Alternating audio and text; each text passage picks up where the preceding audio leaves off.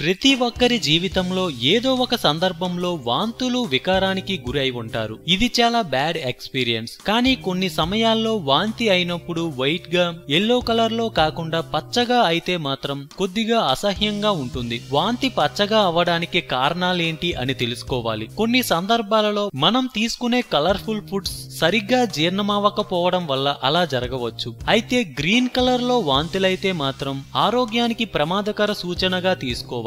ఇలా green colour లో వాంతులైనప్పుడు వెంటనే డాక్టర్ ను సంప్రదించడం మంచిది. సిస్టమ్ జీర్ణాశయంలో విషపూరిత టాక్సిన్స్ ఉండటం వల్ల తిన్న ఆహారాలను ఎలా తీసుకున్నారో అదే విధంగా బయటకు నెట్టివేయడం లేదా బౌల్ ద్వారా బయటకు విసర్జింపజేసేలా చేస్తుంది. గ్రీన్ కలర్ లో వాంతులవ్వడానికి గల అసలు కారణాలేంటో తెలుసుకుందాం. రీజన్ 1, లివర్ ఇన్ఫెక్షన్ కు గురైనప్పుడు పైత్య రసాలు మరియు పొట్టలోని యాసిడ్స్ రెండూ కలవడం వల్ల వ్యర్థాలను గ్రీన్ కలర్ లో బయటకు నెట్టివేస్తుంది. కాబట్టి ఇన్ఫెక్షన్ ను నివారించుకోవడానికి వెంటనే డాక్టర్ ను కలవడం మంచిది. రీజన్ 2, కొన్ని సమయాల్లో కొన్ని శరీరంలో కొన్ని రకాల హానికరమైన వ్యర్థాలను బయటకు వాంతుల రూపంలో నెట్టిస్తుంది. ఇలా జరగడం శరీర ఆరోగ్యానికి ఒక రకంగా మంచిదే. శరీరానికి తగిన హైడ్రేషన్ లభిస్తుంది. రీజన్ 3, కొన్ని రకాల మందులు స్టమక్ అప్సెట్ కు కారణమవుతుంది. ఉదాహరణకు మార్ఫిన్ టాబ్లెట్లు తీసుకున్నప్పుడు గ్రీన్ కలర్ లో వాంతులు జరుగుతాయి. రీజన్ 4, బౌల్ మూవ్మెంట్ ఫెయిల్ అయితే మనం తిన్న ఆహారం సరిగ్గా జీర్ణం కాకపోతే,